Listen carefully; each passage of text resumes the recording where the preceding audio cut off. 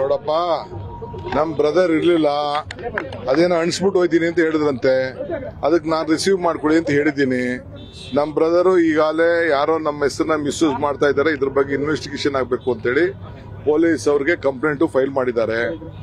ನಮ್ ಬ್ರದರು ಇಡಿಗೆ ಏನ್ ಬೇಕಾದ್ರೂ ಹೋಗಿ ಕೋಆಪರೇಟ್ ಮಾಡ್ತಾರೆ, ಸ್ಟೇಟ್ಮೆಂಟ್ ಏನ್ ಬೇಕಾದ್ರೂ ಕೊಟ್ಬಿಟ್ಟು ಸಹಕಾರ ಕೊಟ್ಬಿಟ್ಟು ಬರ್ತಾರೆ.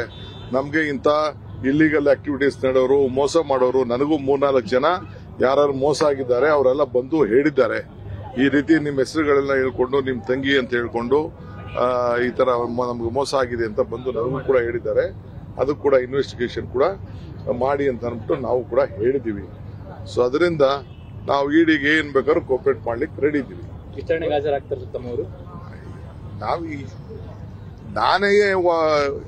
ನಾವು ಗೌರವ ಕೊಡ್ತೀವಪ್ಪ ಈ ದೇಶದ ಕಾನೂನಿಗೆ, ವಿಚಾರಣೆಗಳಿಗೆ.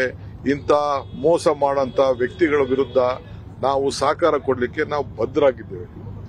ನಾವು ಸಮಾಜಕ್ಕೆ, ಜನರಿಗೆ ನ್ಯಾಯ ಒದಗಿಸ್ಕೊಡ್ಬೇಕು, ಅದು ನಮ್ಮ ಕರ್ತವ್ಯ. ಆ ಕೆಲಸ ಡಿ.ಕೆ. ಸುರೇಶ್ ಮಾಡ್ತಾರೆ, ಡಿ.ಕೆ. ಶಿವಕುಮಾರ್ ಮಾಡ್ತಾರೆ. ನಾವೆಲ್ಲ ನಾವು ಕೋಆಪರೇಟ್ ಮಾಡ್ತೀವಿ. ರಾಜಕೀಯ ಷಡ್ಯಂತ್ರ ಏನಿದೆ ಸರ್? ಯಾಕಂದ್ರೆ ಐಟಿ ದುರ್ಬಳಕೆ ಆಯ್ತಪ್ಪ. ಕುಮಾರಸ್ವಾಮಿ ಅವರು ಮುಂದೆ ನಮ್ದೇ ಬಿಜೆಪಿ ಜೆಡಿಎಸ್ ಸರ್ಕಾರ ಬರುತ್ತೆ, ಎಲ್ಲರೂ ಕೂಡ ರೆಡಿ ಆಗಿರ್ರಿ ಅನ್ನುವಂತ, ಅಂದ್ರೆ ಮಧ್ಯಂತರ ಸರ್ಕಾರ ಏನಾದ್ರು ಪತನ ಆಗುತ್ತೆ. ಆಯ್ತು, ಬಟ್ಟೆ ಗಿಟ್ಟೆ ಎಲ್ಲ ಕಳ್ಸಿಕೊಡೋಣ. ಅವ್ರಿಗೆ ಯಾವ ತರ ಪಂಚೆ ಬೇಕು, ಶರ್ಟ್ ಬೇಕು, ಜುಬ್ಬ ಬೇಕು, ಪ್ಯಾಂಟ್ ಬೇಕು, ಈ ತರ ವಾಸ್ಕೋಟ್ ಬೇಕು, ಎಲ್ಲ ಪಂಚೆ ಎಲ್ಲ ಕಳ್ಸಿಕೊಡೋಣ. ನೀವು ನಿಮ್ ಕೈಲೇ ಕೊಡ್ತೀನಿ, ದಯವಿಟ್ಟು ಹೋಗಿ ಕೊಟ್ಬಿಡಿ. ಸರ್, ನೀವೇನಾದ್ರೂ ಜೆಡಿಎಸ್ ಅವ್ರನ್ನೆಲ್ಲ ಆಹ್ವಾನ ಮಾಡ್ತಿದ್ರಂತಲ್ಲ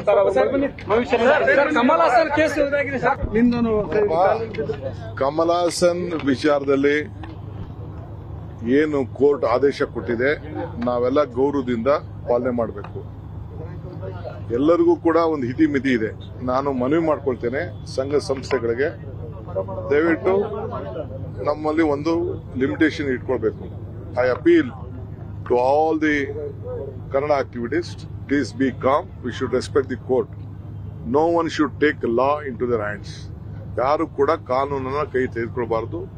ನಮ್ಮ ಕರ್ನಾಟಕ ರಾಜ್ಯ ಯಾವಾಗಲೂ ಕೂಡ ಶಾಂತಿಯ ಪ್ರಿಯವಾದಂತ ಇದು.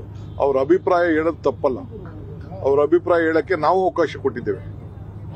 ಆದ್ರೆ ಕಾನೂನು, ಯಾಕೆಂದ್ರೆ ಎಲ್ಲಾ ಜಾತಿ, ಎಲ್ಲಾ ಭಾಷೆ, ಎಲ್ಲ ಸಂಸ್ಕೃತಿನ ನಾವು ಇಲ್ಲಿ ಡೈಜೆಸ್ಟ್ ಮಾಡ್ಕೊಂಡಿದ್ದೀವಿ.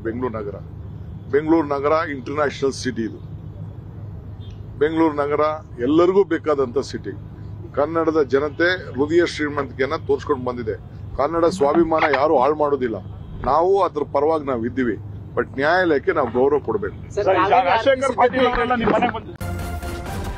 ನ್ಯೂಸ್ ಫಸ್ಟ್, ನಿರ್ಭೀತಿಯಿಂದ ನಿಮ್ಮ ಪರವಾಗಿ.